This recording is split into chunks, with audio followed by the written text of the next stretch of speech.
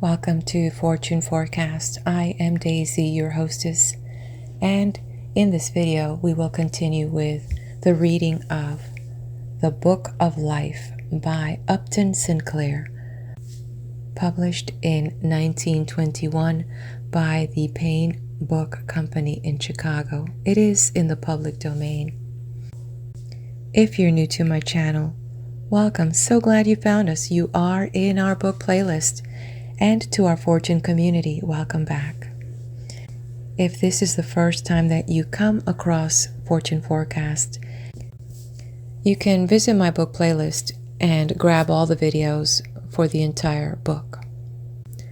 I will say that the exploration of the subconscious mind is, to me, in my opinion, really the untapped field and full of so many possibilities. Imagine what we were able to learn in 1921, and imagine now, 100 years later, we have not even touched the tip of the iceberg when, despite all this growth in technology, many people have taboos about the expansiveness of the mind, whether it's telepathy or any of the development of the psyche.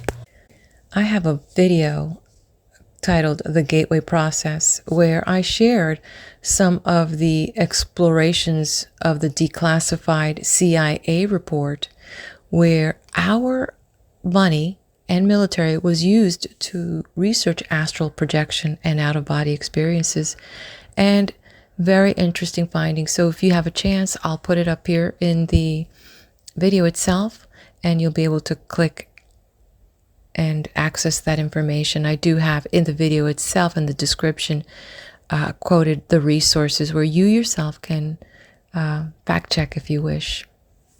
So imagine if governments, and I'm sure it's not just the United States, others as well, have been exploring the possibility of what is the human potential, or what is the potential of the human psyche.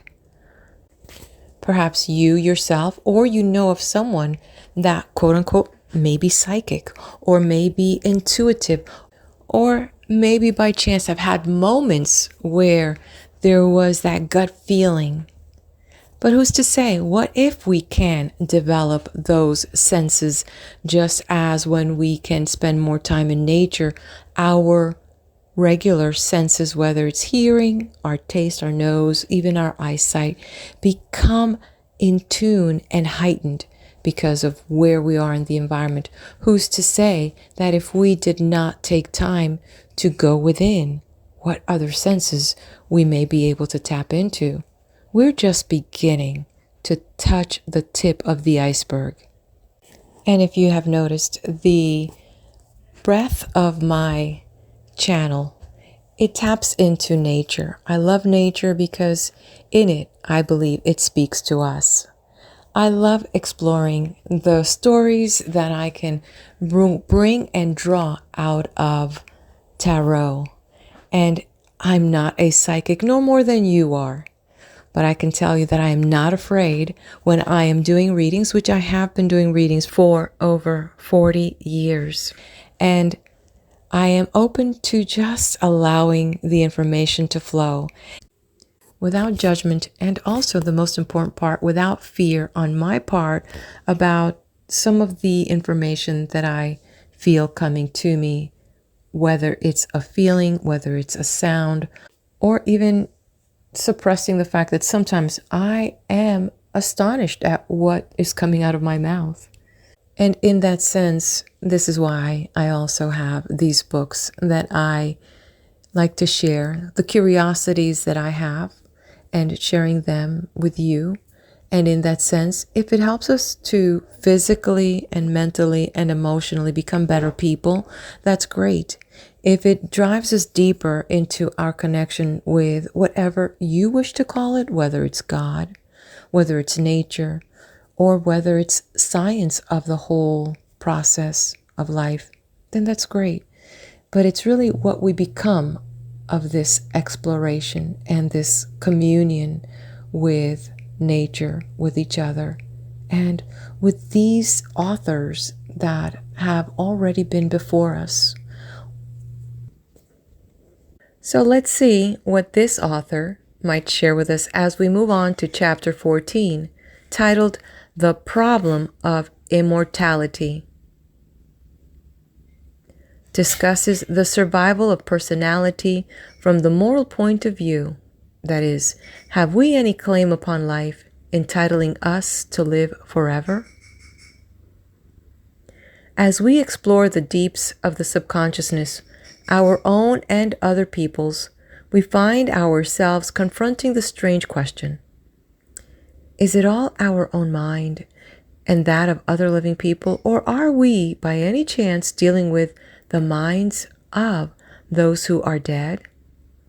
A great many earnest people, and some very learned people, are fully convinced that the latter is the case, and we have now to consider their arguments. When I was a little boy, I used to read and hear ghost stories, and I would shudder over them, but I was given to understand that all this was just imagination. I must not take ghosts seriously any more than fairies or dragons or nymphs or satyrs. For an educated person to take ghosts seriously, well, such a person would be almost as comical as that supremely comical person, the flying machine man. Would you believe it? In those days, there actually were people who believed they could learn to fly in the air and spent their time manufacturing machines for this purpose. There was a scientist in Washington who had this bug and built himself a machine and started to fly and fell into the Potomac River. We all laughed at him. We laughed so long and so loud that we killed the poor man. And then a few years later, somebody took that machine of Professor Langley's and actually did fly with it. But that was after I had grown up a bit more and was not quite so ready to laugh at an idea because it was new.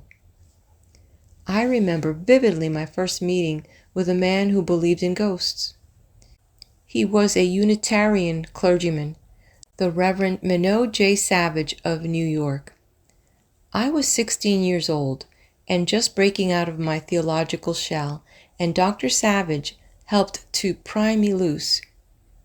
He was a grave and kindly man, of great learning and intelligence, and I remember vividly my consternation when one day he told me, oh, yes, he had seen many ghosts.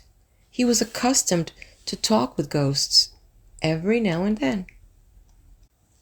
There was no doubt whatever that ghosts existed.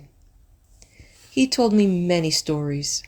I remember one so well that I do not have to go back to his books to look up the details. It was in the days before the Atlantic cable, and he had a friend who took a steamer to England. One night, Dr. Savage was awakened and found the ghost of his friend standing by his bedside. The ship had gone down off the Irish coast, so the ghost declared.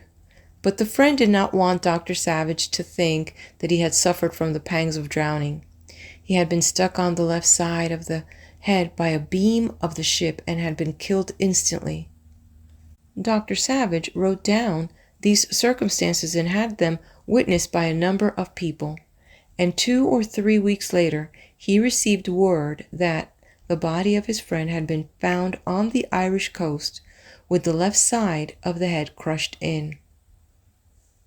So then, of course, I studied the subject of ghosts. I have studied it off and on ever since, and have read most of the important new discoveries and arguments of the psychic researchers.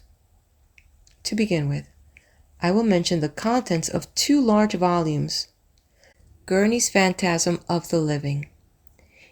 In this book are narrated many hundreds of cases of which Dr. Savage's story is a type. It appears that persons at the moment of death, or in the times of great mental stress, do somehow have the power to communicate with other people even at the other side of the world. A few such cases might be attributed to coincidence or to fraud, but when you have so many cases attested in minute detail by so many hundreds of otherwise honest people, you're not being scientific but simply stupid if you dismiss the whole subject with contempt. Gurney discusses the phenomenon and its probable causes. We know, of course, that hallucinations are among the most common of psychic phenomena. Your subconscious mind can be caused to see and hear and feel anything. Likewise, it has power to cause you to see and hear and feel anything. In practically all cases of multiple personality, some of the split-off personalities can cause the others to see and hear and feel. And the consciousness, you must understand, takes these things to be just as real things. There is no way you can tell an hallucination from reality, except to ask other people about it. And if we admit the idea of telepathy, we may say that phantasms are hallucinations caused by these means. That is, the subconscious mind of your wife or your mother or your friend who is ill or dying transmits to your subconscious mind some vivid impression which causes your own subconscious mind to present to your consciousness a perfect image of that person walking and talking with you. And your conscience has no way of telling but that the image is real. So much for phantasms of the living. But are there any phantasms of the dead? Are there any cases in which the time of the appearance can be proven to be subsequent to the time of death? Even if this would not prove survival, of course, it is perfectly possible that the telepathic impulse might be delayed in our minds. It might not flash into consciousness until our own state of mind made it possible. Can we say that there are cases in which the facts communicated are such as to convince us that the person was already dead and was telling us something as a dead person and not as a living one?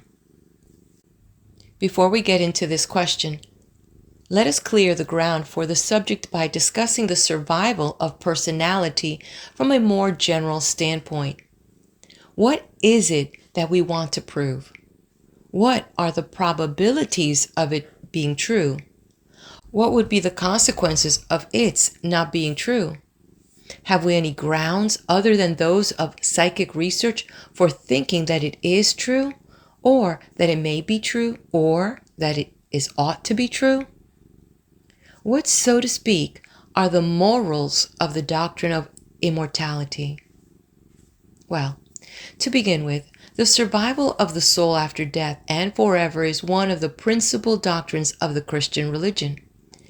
Many devout Christians will read this book, and I will seem to them blasphemous when I say that this argument does not concern me. I count myself one of the lovers and friends of Jesus. I am presumptuous enough to believe that if he were on earth, I would understand him and get along with him excellently.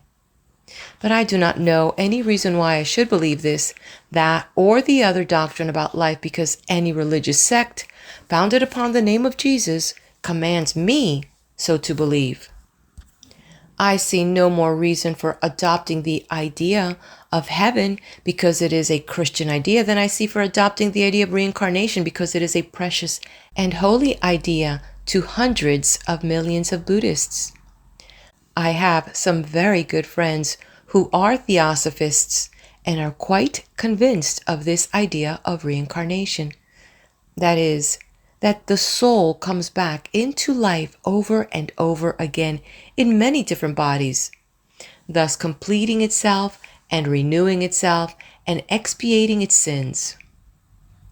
My theosophist friends have a most elaborate and complicated body of what they consider to be knowledge of this subject. Yet I have to take the liberty of saying that I cannot see that it has any relation to reality. It seems to me as completely unproven as any other fairy story, or myth, or legend.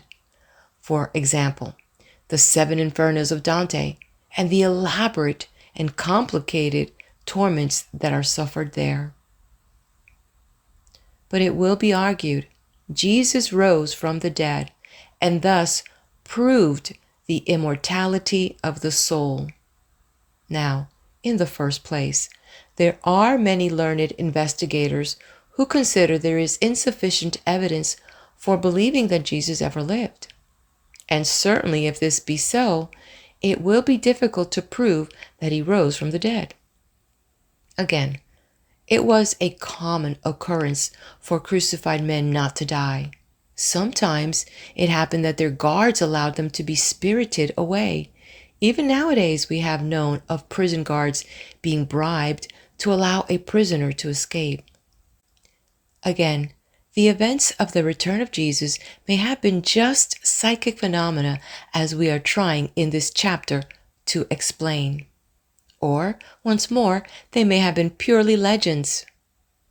A very brief study will convince a thinking person that the people of that time were ready to believe anything and to accept facts upon such authority and to make them the basis for a scientific conclusion is simply to be childish. I shall be told, of course, that it is in the Bible and therefore it must be true. The Bible is inspired, you say, and perhaps this is so. But then a great deal of other literature is inspired, and that does not relieve me of the task of comparing these various inspirations and judging them and picking out what is of use to me.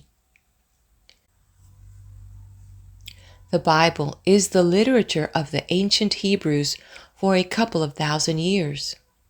It represents what the race mind of a great people for one generation after another judged worth recording and preserving. You may get an idea what this means. If you will picture to yourself a large volume of English literature containing some Teutonic myths and the Saxon Chronicles and the Morte d'Arthur and several of Chaucer's stories and some Irish fairy tales and some of Bacon's essays and Shakespeare's Venus and Adonis and the English prayer book and the architect's specifications for Westminster Abbey and a good part of Burke's Peerage, also Blackstone's commentaries, a number of Wesley's hymns, and Pope's essays on man, and some chapters of Carlyle's Past and Present, and Gladstone's speeches, and Blake's poems, and Captain Cook's story of his voyage around the world, and Southey's Life of Nelson, and Morris's News from Nowhere, and Blackford's Merry England, and scores of pages from Hansard, which is the equivalent of our congressional record. You may find this description irreverent, but do not think it is meant so. Do me the honor to get out your Bible and look it over from this point of view. But you say, if we die altogether when we finish this earthly life, what becomes of moral responsibility and the punishment of sins? What shall we say to the wicked man to make him be good if we cannot reward him with a heaven and frighten him with a hell? Well, my first answer is that we have been trying this process for a couple of thousand years, and the result seemed to indicate that we might better seek out some other method of inducing men to behave themselves. They do not believe so completely in heaven and hell these days, but there were times in history when they did believe completely, and not merely were the believers just as cruel, they were just as treacherous and just as gluttonous and just as drunken. If you want to satisfy yourself on this point, I refer you to my book, The Prophets of Religion, page 129. Now, as a matter of fact, I think I can discern the outliners of a system of rewards and punishments automatically working in the life of men. I'm not sure that I can prove that the wicked always get punished and the virtuous always rewarded. Yet, when I stop and think, I am sure that I would not care to change places with any of the wicked people that I know in this world. Life may not always be getting them, but it has a way of getting their descendants. And I could not be entirely happy if I knew that my son and his sons were going to share the fate which I now observe befalling, for example, the Grand Dukes of Russia and their children. Life is one thing, and it does not exist for the individual, but for the race. Its causes and effects do not always manifest themselves in one individual, but in a line of descendants. Why are they called dynasties? Asked one of my professors of history, and a student brought the session to an end by answering, because that is what they always seem to do.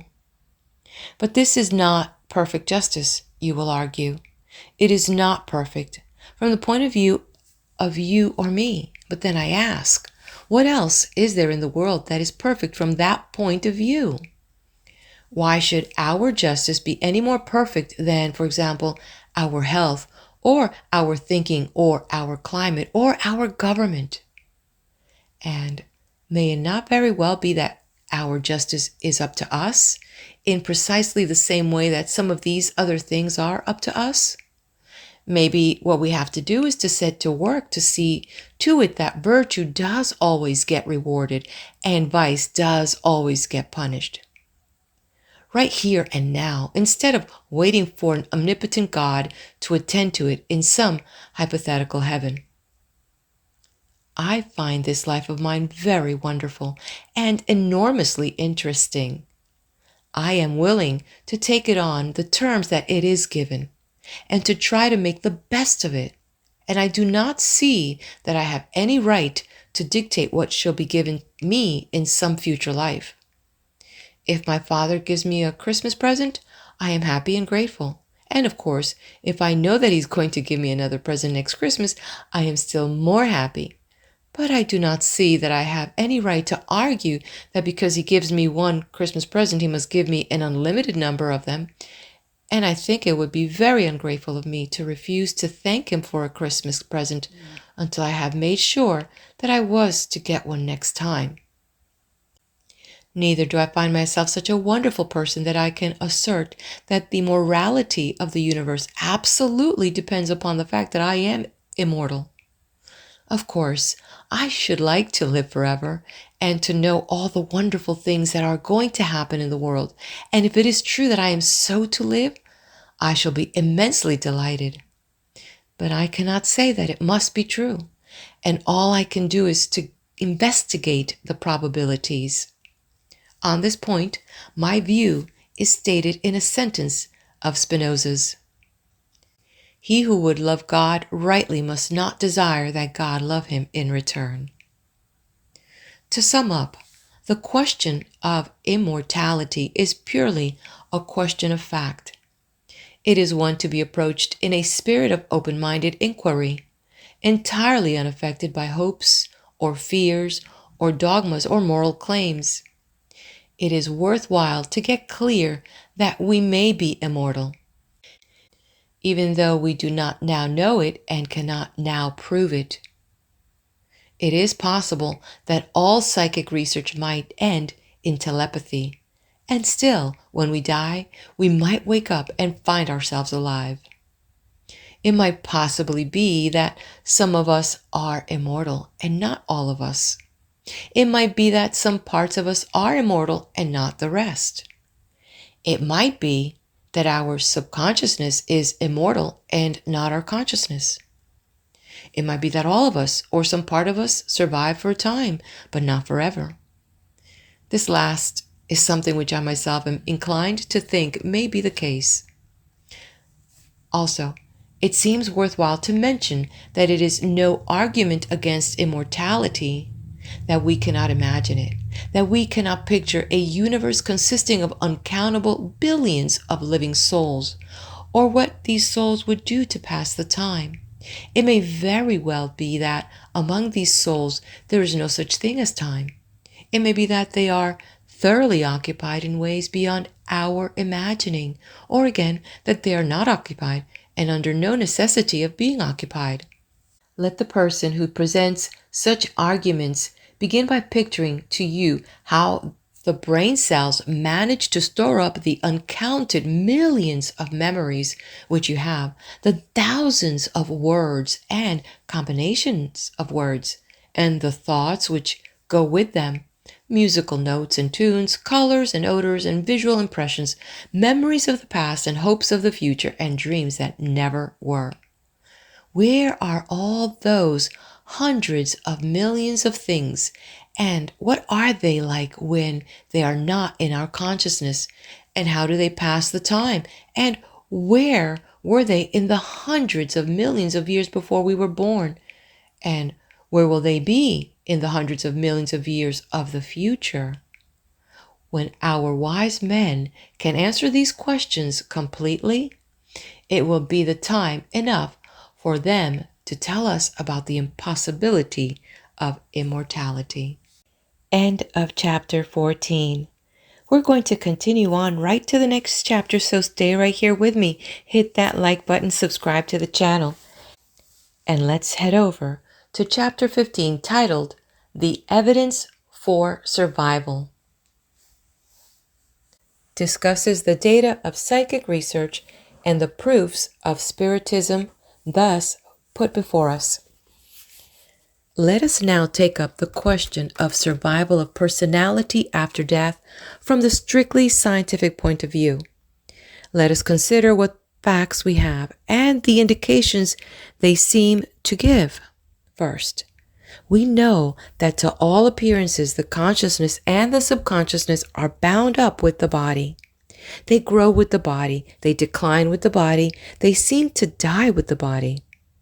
We can irretrievably damage the consciousness by drawing a whiff of cyanogen gas into the lungs, or by sticking a pin into the brain, or by clogging one of its tiny blood vessels with waste matter. It is terrible to us to think that the mind of a great poet or prophet or statesman may be snuffed out of existence in such a way. But then, it is no argument against a fact to say that it is terrible. Insanity is terrible. War is terrible. Pestilence is terrible. So also are tigers and poisonous snakes. But all these things exist, and all these things have power over the wisest and greatest mind to put an end to its work on this earth at least. And now we come with the new instrument of psychic research to probe the question, what becomes of this consciousness when it disappears? Can we prove that it is still in existence and is able by any method to communicate with us?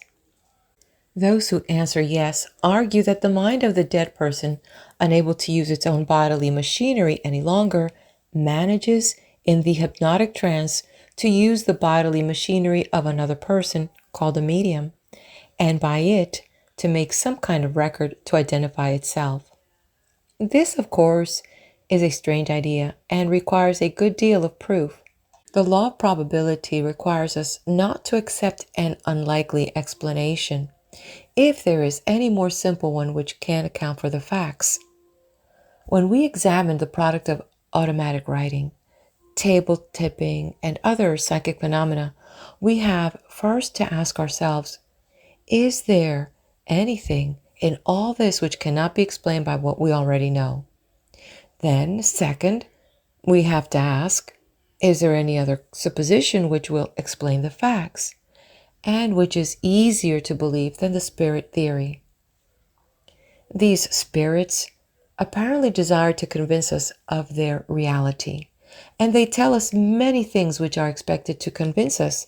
They tell us things which we ourselves do not know, and which spirits might know. But here again we run up against the problem of the subconsciousness, with its infinite mass of forgotten knowledge. It is not so easy for the spirits to tell us things which can be sure our subconscious mind could not possibly contain. Also, there comes the additional element of telepathy. It appears to be a fact that under trance conditions, or under any especially exciting conditions of the consciousness, one mind can reach out and take something out of another mind, or one mind can cause something to be passed over to another mind. And so information can be communicated to the mind of a medium and can appear in automatic writing, or in clairvoyance, or in crystal gazing. One of the most conscientious and earnest of all investigators of this subject was the Professor Hislop, who many years ago sought to teach me practical morality from the bourgeois point of view in Columbia University. Professor Hislop worked for 15 years with a medium by the name of Mrs. Piper, who was apparently sincere and was never exposed in any kind of fraud. In Professor Hislop's books, you will find innumerable instances of amazing facts brought out in Mrs. Piper's trances. You will find Professor Hislop arguing that the only way telepathy can account for these facts is by the supposition that there is a universal subconscious mind, or that the subconscious mind of the medium possesses the power to reach into the subconscious mind of every other living person and take out anything from it. But for my part, I cannot see that the case is quite so difficult. Professor Hislop recites, for example, how Mrs. Piper would tell him facts about some long-dead relative, facts which he did not know but was later able to verify. But that proves simply nothing at all, because there could be no possible way for Professor Hislop to be sure that he had never known these facts about his relatives. The facts might have been in his subconscious mind without having ever been in his conscious mind at all. He might have heard people talking about these matters while he was reading a book or playing as a boy, paying no attention to what was said. And then came Sir Oliver Lodge with his investigations. I will say this for his work. He was the first person who was able to make real, to my mind, the startling idea that perhaps after all, the dead might be alive and able to communicate with us. You will find what he has to say in his book, The Survival of Man, and it seems fair that a great scientist and a great man should have a chance to convince you of what seemed to him the most important facts in the world. Sir Oliver's son, Raymond, was killed in the war, and it is claimed that he began at once to communicate with his family. Among other things, he told them of the existence of a picture which none of them had ever seen or heard of, a group photograph which he described in detail.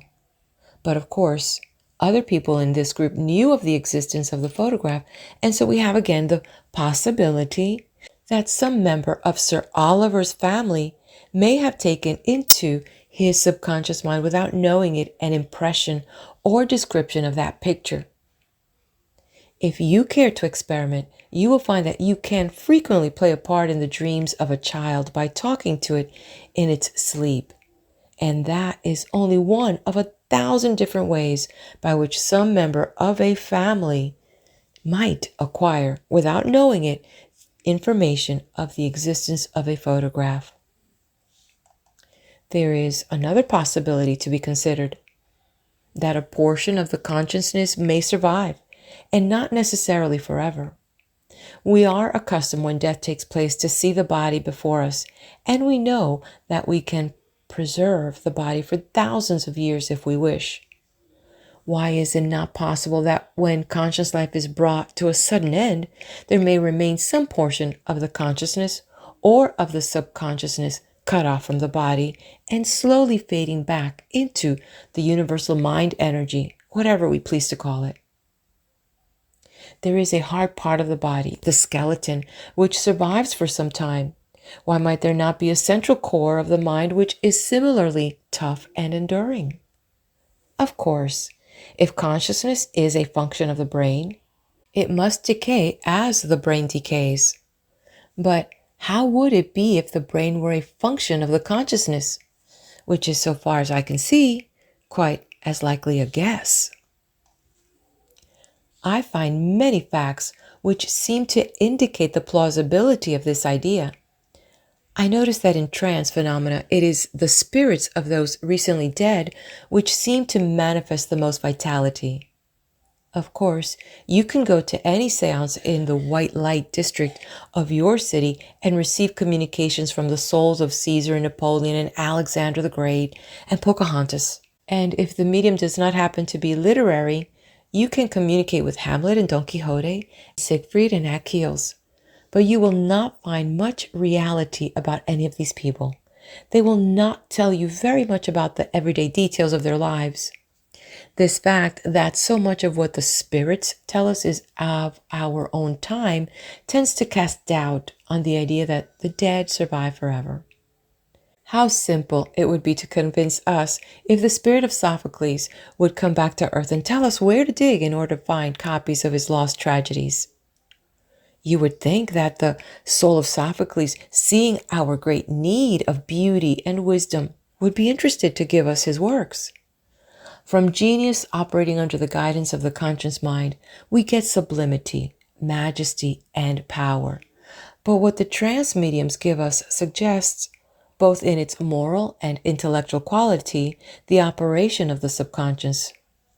It is exactly like what we get, for example, from dissociated personalities. There are, to be sure, the books of Patience Worth, produced by the automatic writing of a lady in St. Louis, who tells us in evident good faith that her conscious personality is entirely innocent of Patience and all her thought and doings. Patience writes long novels and dramas in a quaint kind of Old English, and the lady in St. Louis knows nothing about this language. But does she positively know that when she was a child, she never happened to be in the room with someone who was reading Old English aloud? Nothing seems more likely than that her subconscious might heard some quaint, strange language and took possession of it and built up a personality around it and made a new language and a new literature from that starting point. That is precisely the kind of thing in which the subconscious revels. It creates new characters with an imagination infinite and inexhaustible. Who has not waked up and been astounded at the variety and reality of a dream? Who has not told his dreams and laughed over them? The subconscious will play at games. It will act and rehearse elaborate roles. It will put on costumes and delight in being Caesar and Napoleon and Alexander the Great and Pocahontas and Hamlet and Don Quixote and Siegfried and Achilles. Yes, it will even play at being spirits. It will be mischievous and impish. It will be swallowed up with a sense of its own importance, taking an insolent delight in convincing the world's most learned scientist of the fact that its play acting is reality. It will call itself Raymond to move and thrill a grief-stricken family. It will call itself Peanut and Dr. Hodgson, and calls an earnest professor of practical morality to give up a respectable position in Columbia University and write books to convince the world that the dead are sending him messages. Consider, for example, the multiple personality of Miss Beauchamp. Remember that here we are not dealing with any guesswork about spirits. Here we have half a dozen different controls, none of them the least bit dead, but all of them a part of the consciousness of one entirely alive young lady. A specialist has spent some 6 years investigating the case, day after day, week after week, writing down the minute details of what happens. And now consider the miscreant known as Sally. Sally is just as real as any child whom you ever held in your arms. Sally has love and hate, fear and hope, pain and delight, and Sally is a little demon created entirely out of the subconsciousness of a highly refined and conscientious young college graduate of Boston. Sally spends Miss Beauchamp's money on candy and eats it. Sally pawns Miss Beauchamp's watch and deliberately loses the ticket. Sally uses Miss Beauchamp's lips and tongue to tell lies about Miss Beauchamp. Sally strikes Miss Beauchamp dumb or makes her hear exactly the opposite of what is spoken to her. Yes, and Sally pleads and fights frantically for her life. Sally enters into intrigues with other parts of Miss Beauchamp, and for years deliberately fools Dr. Prince, who is her recording angel and heavenly judge. And can anybody doubt that Sally could have fooled a grieving mother and made that mother think she was talking to the ghost of a long-lost child? Can anybody doubt that Sally could and would play the part of any person she had ever known, or of any historic character she had ever read about? And don't overlook the all-important fact that the conscious Miss Beauchamp was absolutely innocent of all this and was horrified when she was told about it. So here you have the following situation, no matter of guesswork, but definitely established. Your dearest friend may act as a medium, and in all good faith may bring to the surface some part of his or her subconsciousness, which masquerades before you in 100 different roles, and plays upon you with deliberate malice the most subtle and elaborate and cruel tricks.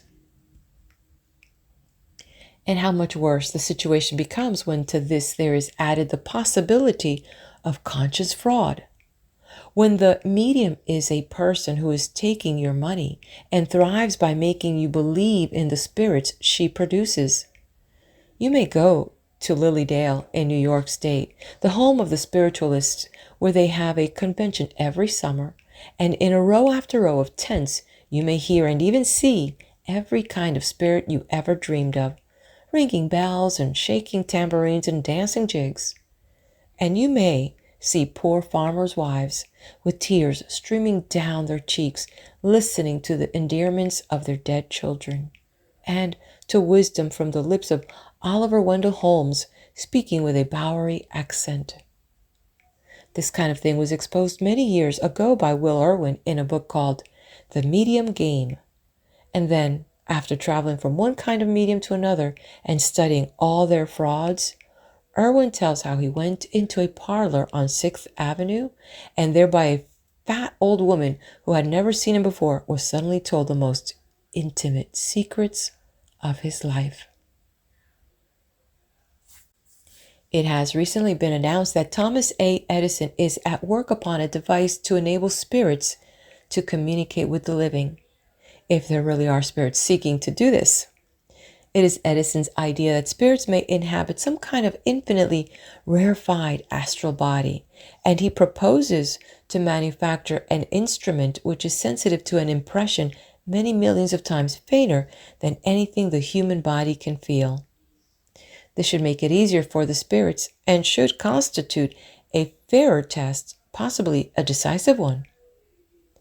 When that machine is perfected and put to work by scientist men, I wish to suggest a few tests which will convince me that there really are spirits, and that the results are not to be explained by telepathy. First, assuming that the spirits live forever, there are some useful things which were known to the people of ancient time, and are not known to anyone living now. For example, let one of the Egyptian craftsmen come forward and tell us the secret of their glass staining, which I understand is now a lost art. And then Sophocles, as I have already suggested, will tell us where we can find his lost dramas. Or if he doesn't know where any copies are buried, let him find in the spirit world some scribe or librarian or book lover who can give us the priceless information. All over the ancient lands are buried and forgotten cities, and in those cities are papyrus scrolls and graven tablets and bricks. Infinite stores of knowledge are thus concealed from us, and how simple for the ancient ones to convince us of their reality. Or again, supposing that spirits are not immortal, but that they slowly fade from life as do their bodies. Suppose that a Raymond Lodge or other recently dead soldier wishes to communicate with his father and to convince his father that it is really an independent being and not simply a part of the father's subconscious mind. Let him try something like this. Let the father write 6 brief notes and put them in 6 envelopes all alike, and shuffle them up and put them in a hat and draw out one of them. Now, assuming that the experimenter is honest, There is no living human being who knows the content of that envelope. And if the medium is dipping into the subconscious mind of the experimenter, the chances are 1 in 6 of the right note being hit upon.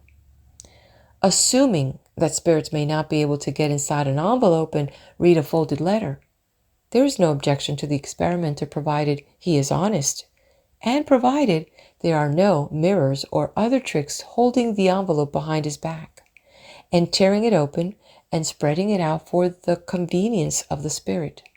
And now, if the spirit can read that letter correctly every time, we shall be fairly certain that whatever force we are dealing with, it is not the subconscious mind of the experimenter. Or let us take another test. Let us have a roulette wheel in a covered box, or hidden away so that no one but the spirit can see it. We spin the wheel, and any one of the habitués of Monte Carlo can figure out the chance of the little ball dropping into any particular number. If now the spirit can tell us each time where we shall find the ball, we shall know that we are dealing with knowledge which does not exist either in the conscious or the subconscious mind of any living human being. Among the things that spirits have been accustomed to do since the days when they first made their appearance with the Fox sisters in America are the lifting of tables and the ringing of bells and the assuming of visible forms. These are what is known as materializations. And when I was a boy and used to hear people talking about these things, there was always one test required. Let the materialization manifest themselves upon recording instruments scientifically devised. Let photographs be taken of them. Let them be weighed and measured, and so on. Well, time has moved forward, and these tests have been met, and it appears that materializations are facts. Although it is still as uncertain as ever what they are materializations of. An English scientist, Professor Crawford, has published a book entitled The Reality of Psychic Phenomena, in which he tells the results of many years of testing materializations by the strictest scientific methods. When the medium levitates a table, that is, causes it to go up in the air without physical contact, it appears that her own weight increases by exactly the weight of the table. When she exerts any force, which apparently she can do at a distance, the recording instruments show the exact counterforce in her own body. The results of these investigations are calculated at first to take your breath away. It begins to appear that the theosophists may be right, and that we may have one or more astral bodies within or coincident with the physical body, and that under the trance conditions we mold and make over this astral body in accordance with our imaginations, precisely as a sculptor molds the clay. At any rate, our subconsciousness has the power to project from it masses of substance and to cause these to take all kinds of forms. For example, human faces, which have been photographed innumerable times. Or the body can shoot out long rods or sneaky projections which lift tables and exert force which has been recorded upon pressure instruments and weighed by scales. As I write, a friend lends me a $15 volume, a translation just published of an elaborate work by Baron von Schrenck-Notzing, a physician of Munich, giving minute details of 4 years' experiments in this field. So rigid was this investigator in his efforts to exclude fraud, and not merely was the medium stripped and sewed up in black tights, but the cabinet in which she sat was a big sack of black cloth, everywhere sewed tight by machine. Every crevice of the medium's body was searched before and after the test, and every inch of the cabinet gone over.